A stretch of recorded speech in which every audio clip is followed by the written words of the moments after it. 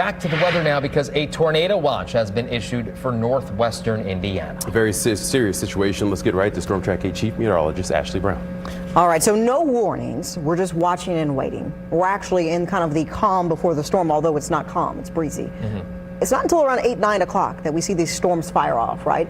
And I think there's several hours here, I would say from about 8:30 until around 3:30 a.m. tomorrow morning to where we could see an isolated storm that could become severe. So we're watching, we're waiting, and we'll keep you updated on how this plays out. But for now, enjoy mild conditions. And for now, also have that conversation if you haven't already. You know, I've been talking to you since 4 o'clock about this. Have the conversation with your kids, with your family on what to do when a tornado warning is issued. Doesn't mean you're going to get a tornado tonight. It just means let's prepare ahead of time before we start triggering some of these severe storms. Okay, so key points for tonight. 2 areas of concern. One mainly north of Kokomo, and one mainly south of the Bloomington-Columbus line. Central Indiana may avoid severe storms tonight. These storms are happening late, a nocturnal event. That's more difficult because sometimes if there's a spin up happening, you can't see it, right? Hard to see, but we, of course, will keep you updated because we have radars, of course, that allow us to see that even at night. Snow is possible tomorrow on the back edge of this system, and we're going to track that. But first, ahead of the front, we track spotty sprinkles. The front will pass. We'll track the chance of storms. And ahead of all of that, we now have a tornado watch out, which means we're doing just that. We're going to watch. We're going to wait.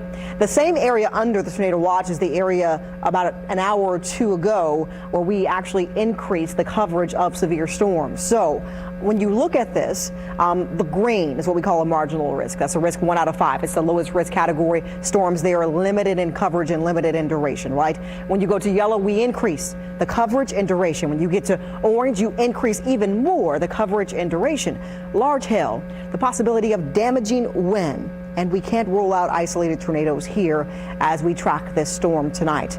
As we look at radar right now, nothing in the state of Indiana, but it's surrounding us, right? We see some storms sitting to the north around Milwaukee that has some snow on the back edge of that. We see a few spotty showers that just sit to the south of us that could bring a little rain around Madison, Indiana. Let's take you through it. Let's plan out your night. Let's say you leave work at 6. Are you okay? Just fine, no problems. It's not until around 8 p.m. that we see a few showers begin to kind of fire up. Now, this is a model update. It's updated for us showing an isolated shower or two at around 8:30 on the western portion of the state. This system intensifies, bringing the chance for an isolated storm that could become strong at 10, 11 o'clock. But the main line, in my opinion, the one that is most concerning, is this that moves in after 11 p.m. It slides from west to east across the state. It brings heavy rain. It brings lightning. You can see the hail located within this line of storms that could be large and could be severe. After this line moves out, what's left behind is some colder air, as we'll see the chance of snow mixing in. Right now, we're incredibly warm. We're at 66. We made it to 68 today. It's breezy. Tonight, temperatures will fall, and as they fall, we'll hit a high temperature tomorrow morning. Colder air sinks in by afternoon, which we'll see some snow on the back edge of that system. Not a lot, just a reminder that it's still winter and that we're cooling down here. So a lot happening in this forecast. Stay weather ready, make a plan and prepare.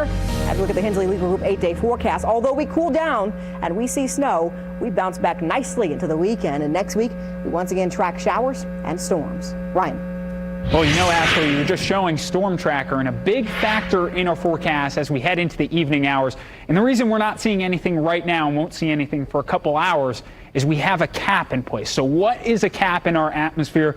Well, it's warm air just a couple thousand feet up. We have that in place now. How do we break the cap? Well, as our cold front gets closer here, we're going to have that cold front slide in, provide that additional lift, and that's when we'll start to see more storms pop up on our map. A great analogy for this that's a little bit simpler to understand. If you just picture a boiling pot of water, when you put that lid on that, that's what we have in place, a cap. When you remove the lid, that's when steam starts to escape the area, and that's what we're sort of watching in the forecast as we get into tonight.